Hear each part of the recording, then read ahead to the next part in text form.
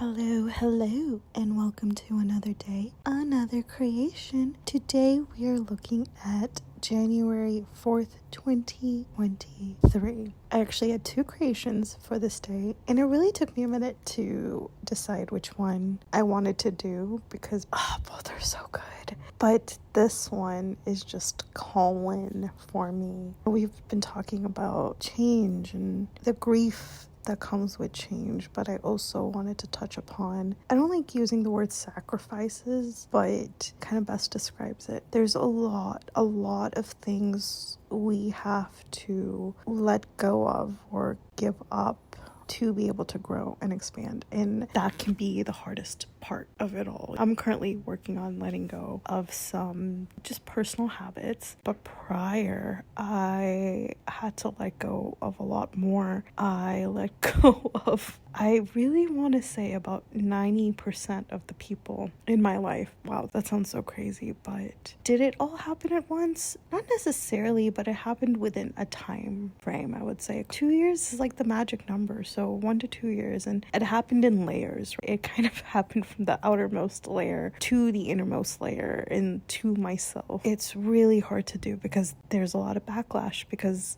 a lot of times these people that we part ways with, we're just not aligned with anymore. And that's okay. We grow. All of us grow. And sometimes we grow in different ways. And that's any kind of connection. It's important to be aware of that and recognize that and kind of call it what it is at that time. But that's hard to do, right? We're not really in the mindset collectively to see it that way, and we want to take people with us in our journey that understand and who you don't have to explain yourself. I really sat with myself and kind of checked the reality of the situation. The reality at the time was I was just surrounded by people who just didn't get it or didn't understand me. And that's not on them or on me. I think we're just different and headed in different directions and growing in different ways. I wasn't appreciating the way I was being treated, or if there was one-way connections, those things come into play too. But a lot of times we just kind of grow in our own ways. That can be really hard because you're kind of grieving the connection, you're grieving that space that person took up in your life. Or it could be a great thing, because then you realize, like, wow, this person added so much like stress and drama or just negativity to my life, and it's gone, and now there's so much more peace, which honestly I experienced just a lot of that. It was wild. Most, if not all, let's say most, let's give benefit of the doubt because we have blind spots, but a majority of my stress was just other people's bullshit. I really took a tough look and I was like, listen, I'm not doing this to them, but I'm getting this. It was just unequal exchange, and I want to be surrounded by individuals and have connections that are deep and meaningful, but also equal, just with people like myself, and where I don't have to explain myself. I'm so sick and tired of explaining myself. And when I was really taking a deep, good look of where I was in these connections and really kind of going through the nitty-gritty of it all, I realized even though I had all these people or was surrounded by all these people, I've never felt more alone. There's different layers to that too. There was some health stuff that was going on, and even though I was around people and surrounded by people, I felt so alone and so isolated, and it was just worse because I felt so unheard and unseen, and I spent a long period of time like truly being alone and isolated with like no people around, just bare minimum, very, very few. Just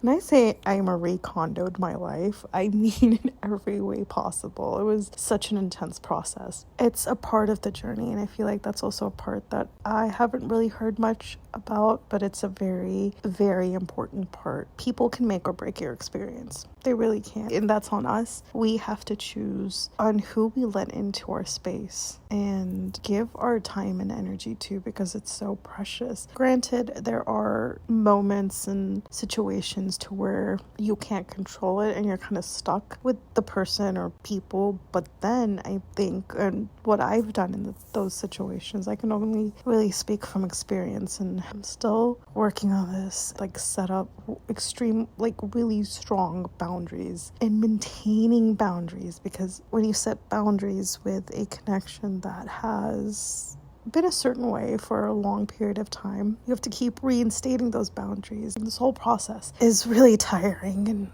really exhausting, but it's worth it. It takes time, and we have to feel through the time, and there's no shortcut to success. This masterpiece, which it is, I love this one. The colors, I remember like when I was creating this, I was like, I just want all the color, and I got a lot of color. When we take these chances and when we take these steps towards ourself and our self-love, there is a lot of walking alone. There is a lot of moments of isolation and loneliness. At least for my case, this doesn't have to be across the board, and we can't be scared of that.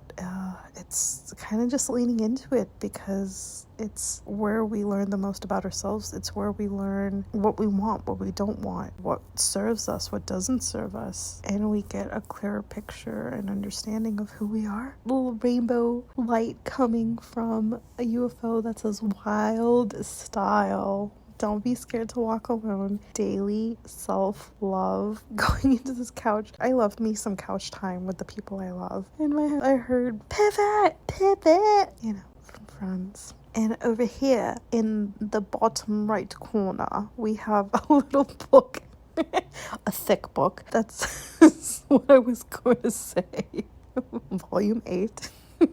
And then a little silence is better than bullshit. That's another thing I've been learning. They say silence is golden, and I can be very reactive. It's just a DNA situation, and DNA is DNA. But we can transform these characteristics. It's not easy, but we can. Taking a step back and just being quiet. I'd rather that than spit bullshit. It's ironic, this project, there's a big aspect of my voice around it. The amount of times my voice and my mouth has gotten me into trouble for saying stuff? Oh my goodness. Well, it was all kind of like no filtration to it. I'm a very blunt person. It is what it is. I don't like sugarcoating it, because honestly that takes more energy, because I have to think about it more. It's just a whole thing. The way it comes out naturally is in a very straightforward way. What I was gonna say, silence is better than bullshit, and this goes, I would rather just get to the point or not say it at all.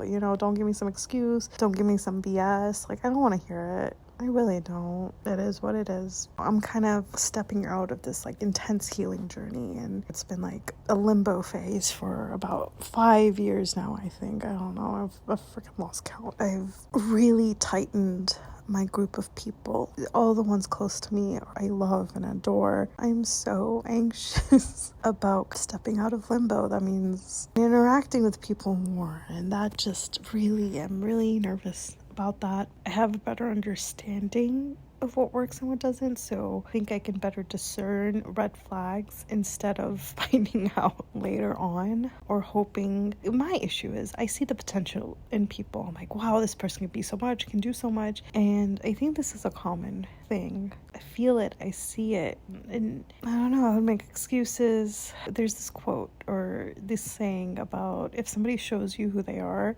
listen or see or believe it, and I am adopting that. Off the top left corner with the light coming through the trees and just the self-nourishment. There's so many cool parts to this piece, right? I don't know, it's a little teleportation situation going on, and then 2 floating people. They're 2 lovers in my opinion.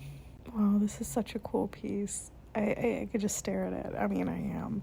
And it's okay for these things to take time. We want to rush the grief, or we want to rush the steps it takes to heal or to clean up our lives and to realign ourselves with what we're really truly meant to be doing or meant to be living as or being, so on and so forth. It takes time. Even now, I really feel like I'm here to learn patience.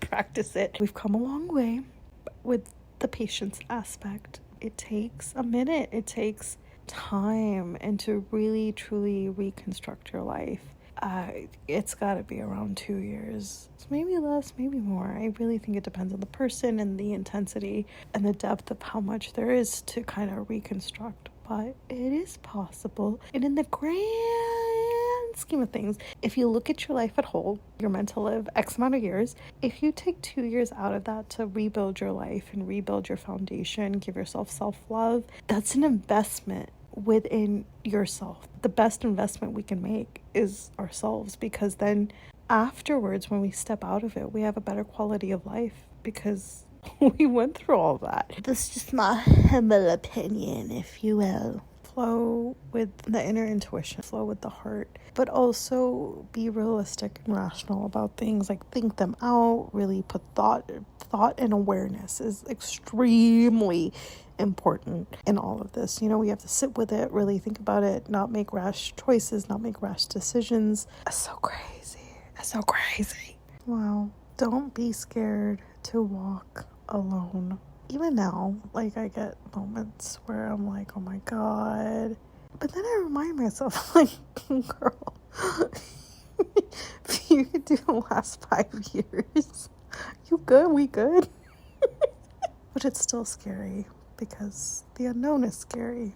And we just gotta trust that ourselves, that we know what we're doing. And if we take a step or two outside the path or make some choices that we realize isn't really for us, the biggest thing is to always pick ourselves back up. Always pick ourselves back up and keep going. We can get stuck in those down moments and forget that we need to pick ourselves back up. But without picking ourselves back up, we can't move forward. Here's to feeling all the feels, no matter how intense, how much we don't want to, how annoying we think they are. We have to love our feelings. We're feelings for a reason, and it's a part of us, and it's a part of our body. It's a part of who we are. It's a part of this experience. So let's love them. Let's give them the attention they need, because feeling the feelings is what makes us heal. It helps us release.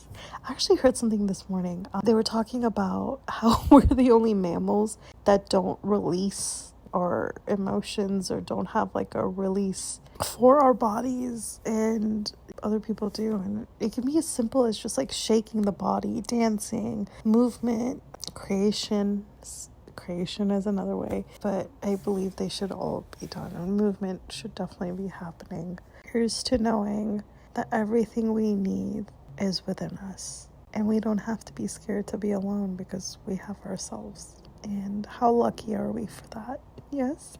Yes. Okay, here's to another beautiful day, another amazing masterpiece. Wow, this one is just here's to you, here's to me, here's to our tomorrow together. Until we meet again, bye.